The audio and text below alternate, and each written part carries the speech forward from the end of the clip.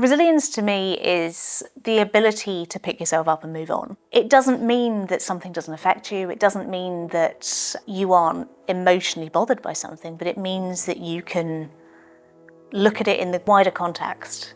And realistically, most failures, most stumbling blocks, most errors, in the grand scheme of things, are such minor events, even though they feel huge. So having the ability to just dust yourself down and say, okay, here was a thing and it happened, and one way or another, even if I don't know right now, I'm going to get through it. We all feel when we've hit those stumbling blocks like we're the only person it's ever happened to, because you're dealing with that emotional response within yourself at the time. But the reality is that everybody deals with failures. Am I in a position now where I thought I'd be at the age of 15, 16? Not even close. Does it matter? No, not at all. Because the journey has been quite important, I think.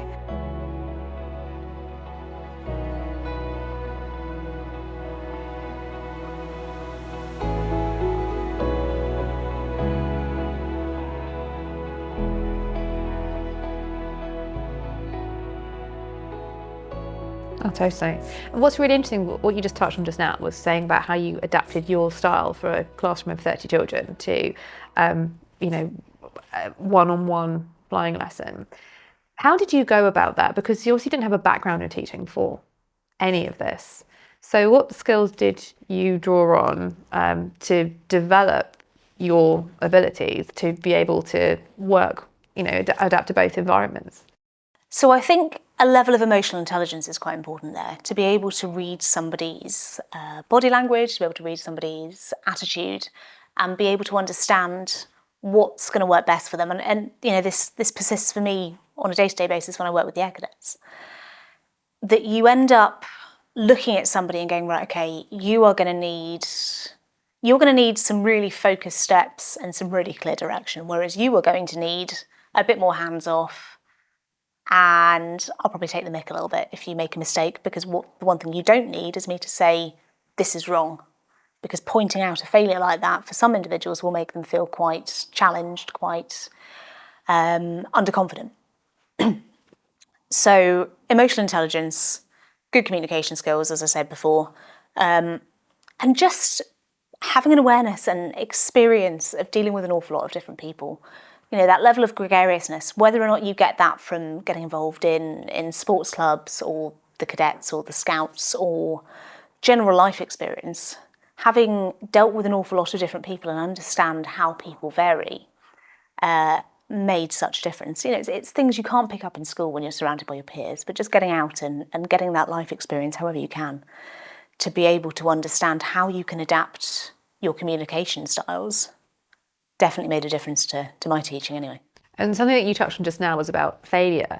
So, and about how you respond to someone you're teaching and they have failed, whether if you point out you've done something wrong, then it will affect their self-confidence. Whereas if you have a joke with them, then they will still learn but continuing confidence throughout. So how can someone best support someone, maybe someone they're managing or leading, or even themselves, going through a failure? Because, we learn more through failure than success, I think, sometimes after all. Yeah, absolutely. And again, it probably depends on the context for, any individual and their age. For some people, if I go into to a work simulator session and I fail a detail because I've made a complete hash of it, I know that's happened. I don't need somebody to say to me, you've done that wrong. I'm generally aware of it. And often the instructor will be able to read that body language, that head drop moment of, oh, I shouldn't have done that. We've all been there at some point. And in those kind of highly trained professional settings, it's not about telling somebody that they've made a mistake. It's about reinforcing the correct actions. And actually, do you know what? That's the case with most situations. If somebody is aware that they've made that error, being able to reinforce what should have happened rather than focusing on what did happen is just a way to reframe it slightly more positively. Now, of course, if you're in a situation where somebody doesn't necessarily recognise they've made the error, then the conversation needs to be a bit more forthright in terms of, this is what's gone wrong, and these are the consequences, and here's how we could have changed it. But I think for a lot of us, we know when we've made mistakes, we know when things have gone wrong. Perhaps what advice could you give to anybody who's overcoming their own failure and sometimes maybe struggling to find the motivation just to keep going? Because it is hard. Failure, it's never easy. No, quite. So I'm not necessarily sure I agree with the whole concept of get back up and get straight back on it. Sometimes if you've failed, you've just got to take a step back and ignore it for a bit. So I failed my first driving test. And the one thing I had no interest in doing was getting straight back in a car and trying again. So I took a couple of months of not bothering myself. And at that point, I was able to set aside the emotional impact that failure had had and get back to, okay, well, why do I want to do this? Well, I'd quite like at some point to be quite independent.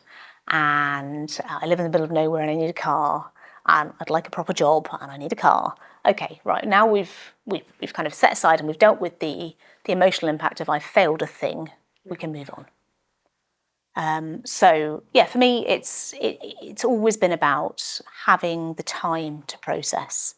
You don't have to get straight back to things. You're right. I think it really depends upon the situation, but like you say, it's separating that emotional aspect, that those feelings of failure from the practical side of things. Like in your situation, going, okay, I feel rubbish because I failed my driving test. I'm going to take a bit of space, take some time out, decompress. And then later on, when I'm out of that emotional space, I'm thinking about, okay, now I'm in a better place to move forward with it. Yeah, exactly. And that sort of approach, I think, gives you the resilience when it does matter to be able to compartmentalise your feelings for the time that you do need to perform. In the aviation world, if we are in a simulator session and we make a mistake, it's generally repeated pretty much straight away. And having the experience level to say, okay, well, I've made all these mistakes in the past and it was fine. So now I've made a mistake and I need to deal with it straight away. So I'm just going to shelve the emotions. It doesn't matter. I've got a job to focus on. And I'm going to crack on and get on with it. And we'll worry about it later. It gives you the ability to do that a bit more easily, I think. Exactly. Compartmentalising it, I think you're absolutely right. It's key, isn't it? Particularly in this situation. Where it matters. But I don't think it's healthy to do it all the time. Yes, you're absolutely right that compartmentalising too much, sometimes, all the wrong things, it can actually then lead to mental health problems further down the line, which we'll talk about in a bit when we talk about the importance of mental health. But something that you touched on just now that I really liked hearing was you talking about resilience. So perhaps you can share a little bit about resilience with us and maybe start off by saying what you think resilience means to you. No worries. So resilience to me is the ability to pick yourself up and move on. It doesn't mean that something doesn't affect you. It doesn't mean that you aren't emotionally bothered by something, but it means that you can look at it in the kind of the wider context. And realistically, most failures, most stumbling blocks, most errors, in the grand scheme of things, are such minor events, even though they feel huge. So having the ability to just dust yourself down and say, okay, here was a thing and it happened.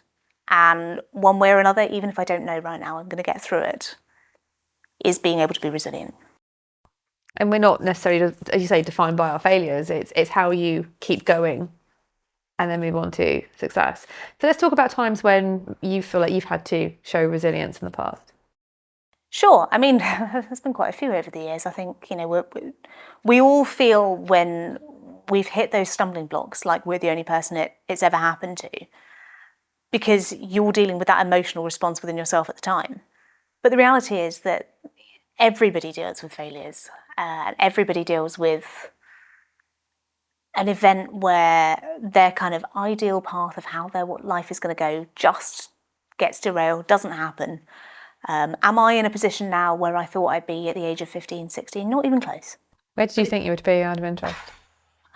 I thought I would be happily married with a massive house as an airline captain, I don't know, travelling all the time. None of that's happened. Does it matter? No, not at all. Because the journey has been quite important, I think. And yeah, okay, I absolutely could have been an airline captain if I'd stayed at my first airline, but then I'd been made redundant. So the consequences of that were greater than the consequences of what I ended up doing and moved airlines. But you don't necessarily recognise that when you're younger and you kind of imagine this ideal life.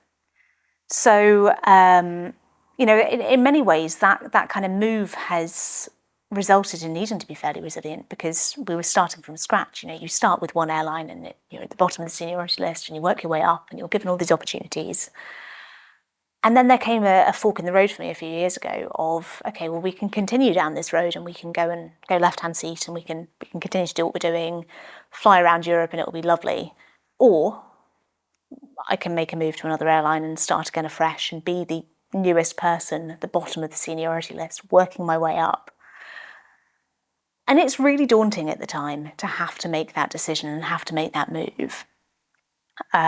Because you're stepping into a completely new world of, you don't know anyone, you don't know the management, you don't know your peers, you don't know the standard operating procedures. Everything is so brand new that you've got to be able to say, look, okay, I've done this before. I've been employed because I've apparently got some useful skills here. So let's walk into this environment and understand that I'm clearly valuable to them. So yes, it's going to be hard. Yes, there are going to be really difficult moments where you end up in tears because something's gone wrong, or you perceive something's gone wrong. Normally it hasn't. Certainly in my experience, I definitely perceive things have happened badly, whereas other people, trainers or whatever, don't see it that way. But we've got to move on, because that is the kind of difficult stepping stone in order to get to where I want to be. It's interesting to hear what you say about, I think it's very much a female thing, that I know pilots particularly, we're very hard on ourselves. We have really high standards. But I think that women, a lot of my female friends, we have these similar conversations where we're really tough on ourselves. And, if we do a sim check, let's say we did a perfect sim check, which I'm not saying that, happens, but in an ideal world, we do a perfect sim check and there's one thing that goes wrong. I think that often, I know for me, I'll focus on that one thing that goes wrong as opposed to all the other things that went really, really well, which sounds like what you're sort of saying and describing right there. Yeah, absolutely. Well, I mean, they say that, when it comes to applying for jobs and stuff, if you take a job description, your average man will apply if they meet 50% of the criteria, whereas a woman wants to meet sort of 95%.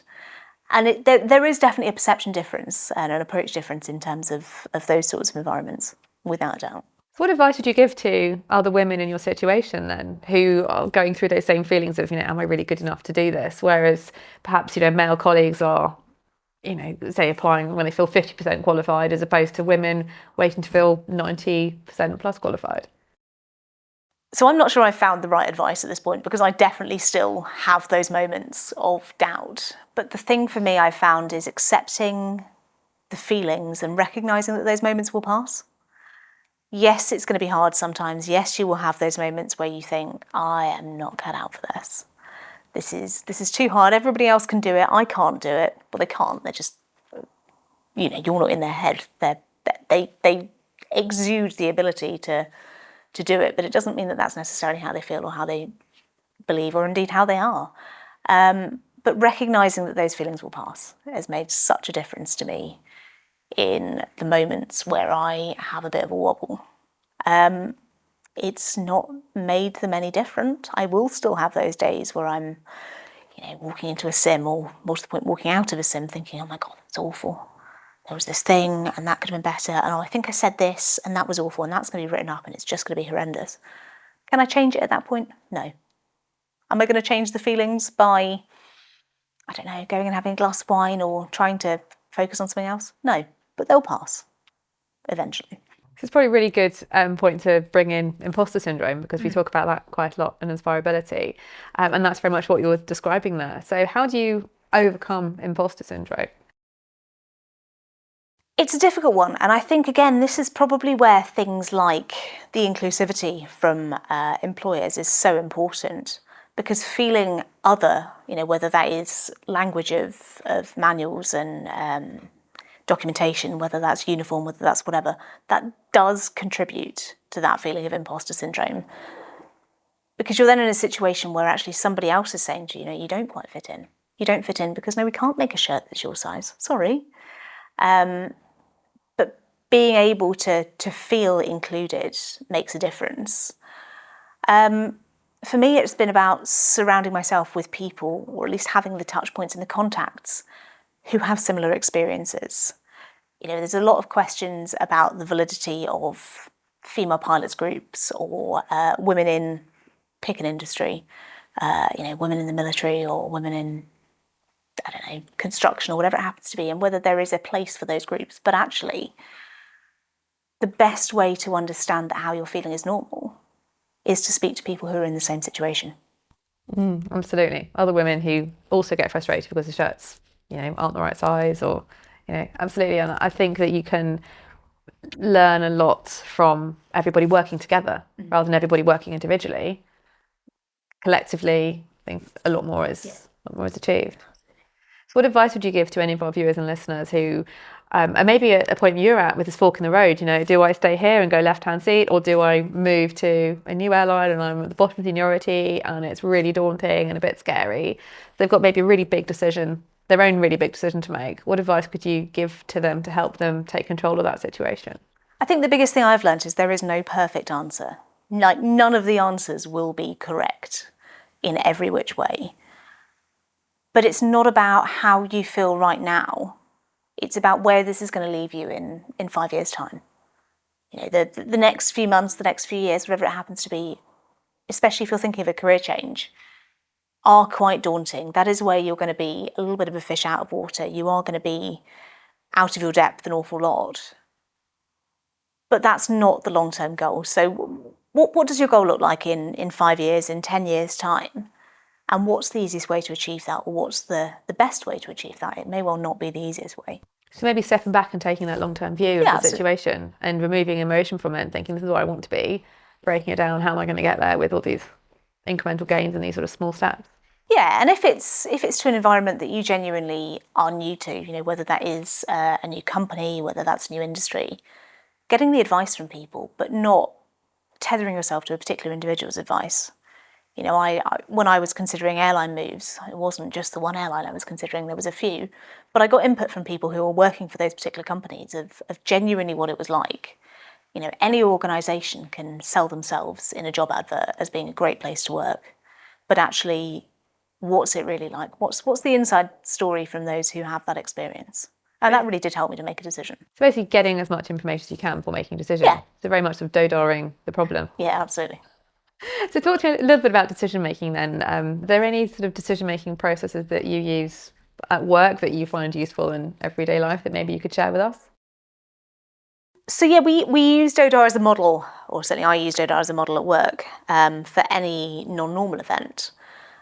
And I think the biggest thing I've taken from that to the rest of my life has just been the fact that very rarely does a decision need making immediately. It's almost never time critical. So, the concept of DODAR and the T-DODAR model, for having the time at the beginning, is really useful for looking at a situation and going, right, okay, so what is actually the time constraint? Do I need to do something immediately? Because it's so easy, and I find myself so prone to this, to make a decision, have a knee-jerk reaction and go, right, I'm doing that. Okay, well, have I actually considered my options? Probably not at this point. So being able to take that step back and just giving it a minute has been the biggest factor for me, I think, in terms of any decision making. And for the benefit of our viewers and listeners, do you want to just briefly run through what DODAR is? Yeah, no problem. So DODAR is a decision-making model that's used an awful lot in aviation. We tend to use T-DODAR. So it stands for T for time. So what is your time pressure?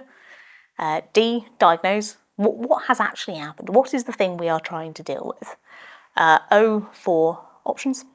What are your options here? Can I do this? Can I do this? Can I do this? Second D for decide. What am I going to do? So you've weighed up your options. You've considered the possible courses of action. And you've decided which one's the most appropriate. A for action, so getting on and doing it, and R for review. Okay, so this is my problem, I did this is the outcome. Has that actually worked? Maybe it has, great. Maybe you made the wrong decision. Not a problem, go back to the beginning, start again. And it is a really useful tool for being able to break down the steps of how to get through any difficult situation. It's a little bit prescriptive, I find, for my everyday life. If my car's broken down, I'm probably not going to do a full mental T-DODAR model. But it does help in terms of making sure you sort of ticked all the boxes. And certainly if you're working in any kind of team environment, it's a useful model to hang your hat on to make sure that everybody is sharing the same mental model. Yeah, absolutely. So now let's talk a little bit about your your post at the moment as squadron leader of in the RAF Air Cadets. So tell us a little bit more about what that involves. So I've been involved with the RAF Air Cadets now for 14 years. I was never a cadet myself. I didn't know the organisation existed until I was 17, 18, when I was a little bit too old to join. But I got involved at the age of 20. One of my buddies at flying school actually was involved, and he sort of dragged me in, and I've never quite been able to leave since. But it's great these days. My main role is a strategic aerospace role for London and South East region. So looking at aerospace training, delivery, flying opportunities, gliding opportunities, some drones work for the organisation, which is great. And at the moment, I'm also running a cadet unit in High Wycombe, which is lovely. It's a lot of hard work. So tell me a little bit about drones then, because I mean that's obviously very new technology. So tell me a little bit about what that involves.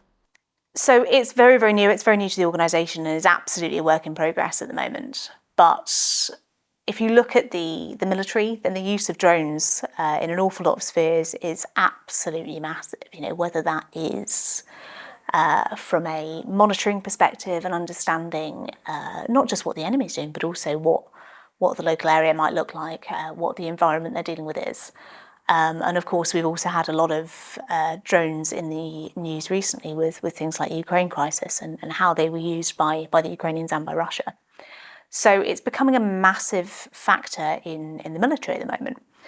It's lower risk to individuals. You don't have to have somebody physically sitting in that aircraft that's flying over hostile airspace. So it does make a difference there. But from a civilian perspective, actually, drones have become massive, you know, whether that's surveying work, photography, all those sorts of emerging industries have become a really big deal. So for us in the organisation, it was very much a case of, okay, well, how do we enable access to those environments, to those industries for our young people, give them the skills where they can walk into a civvy role or a military interview or whatever they happen to want to do with their lives and say, look, I've got this experience, I've got this civvy drone qualification or whatever it happens to be.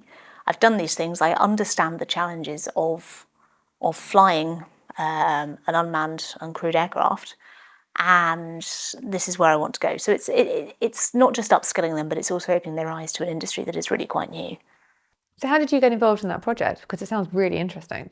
It is interesting. I've got quite a good set of contacts of people who have done a lot of drones work with the police, with the Civil Aviation Authority. And it was a discussion that was had with a few of those where we kind of realised that there was a bit of a gap in the market. My partner's in the Air Force and he talks a lot about the drone use which goes on within the Air Force.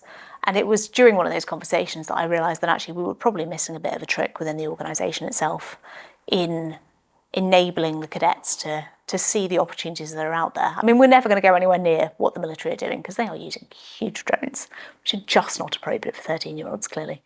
But giving them at least a taste of kind of that world and what the opportunities are and what the challenges might be is where we're looking at the moment.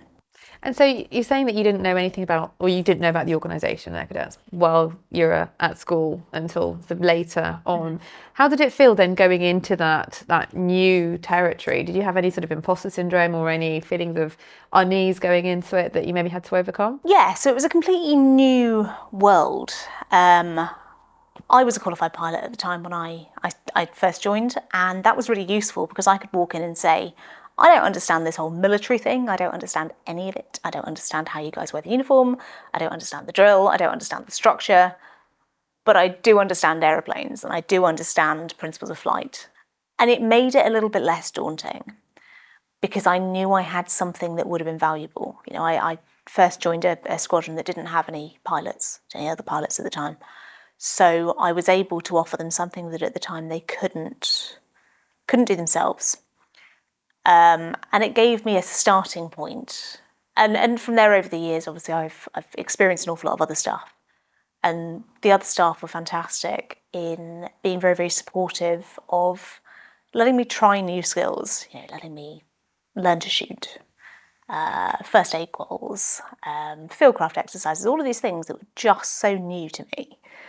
They were very, very supportive, and it's a hugely supportive environment for people who are new. But it is, of course, it's daunting to walk into any world where you're completely clueless.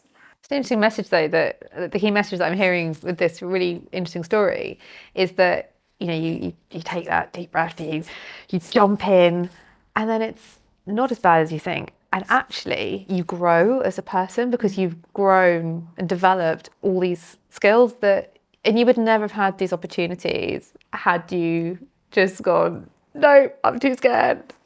Yeah, no, absolutely. And it's some of the things that I say to all of my cadets is try everything. You do not have to do it more than once. But, for your average 13-year-old who's going, I don't know if I want to go on camp. I don't know if I want to go and stay on an RAF station for a week with a group of total strangers. Or I don't know if I want to go and do a fieldcraft exercise because it's going to be wet and muddy and cold. It probably will be wet and muddy and cold. But you might find elements of that you really enjoy. And you're never going to know unless you try. Exactly, just embrace all the opportunities that life offers. No, absolutely. Yeah, there's been plenty of stuff I've done within the organisation that I've kind of thought, great, I'm glad I've done it. Never again, thanks. But at least you've tried it. And along the way, you found the things that you also did really enjoy, the things that you didn't like, but the things that you really did like and grown as a person. Oh, absolutely. And a fantastic social circle from it as well. There are some great people involved in the organisation. It's been lovely. In terms of support networks then, because that's interesting hearing you sort of touch on that a little bit.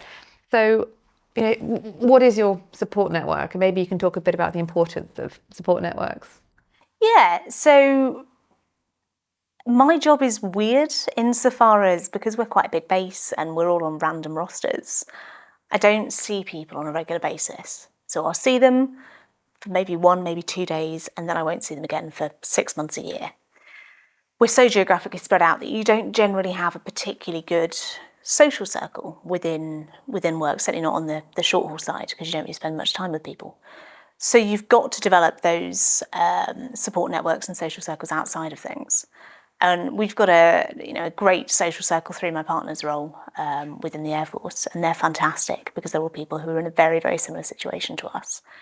But for me, I've found finding hobbies, finding other roles to do, which are fully flexible with regards to working a weird roster system with like-minded people has made such a difference. Whether that's sport, whether that's rugby teams and playing rugby, or whether that is things like the Air Cadets, which brings an awful lot of aviation-minded people together, has been key to maintaining some sort of normal social life.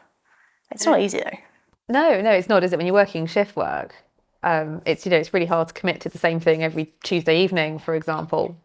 So what advice would you give to any of our viewers and listeners with regards to the importance of finding a support network and the benefits it can offer? Yeah, having a support network, having a social circle, whether that's a tight-knit group of friends or a number of smaller groups. I've never really had one sort of friendship group because my life has never really worked that way.